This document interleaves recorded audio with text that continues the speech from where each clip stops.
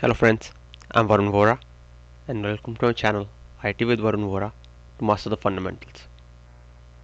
Friends, as we move forward in our ITGC journey, where we have so far completed all control areas under logical access and change management ITGC categories, and we started the information security ITGC category, where we have so far covered vulnerability management control area and started the patch management control area, where we have so far completed patch management for Windows and Linux and Unix server.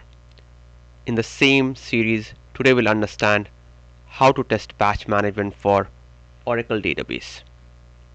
So let's start with the first step in the process, which is the request. So for patch management testing, what we need is a couple of items. First one is a deployed patch history for the Oracle database for the assessment period, which can be anything like 6 months, 1 year, and so on.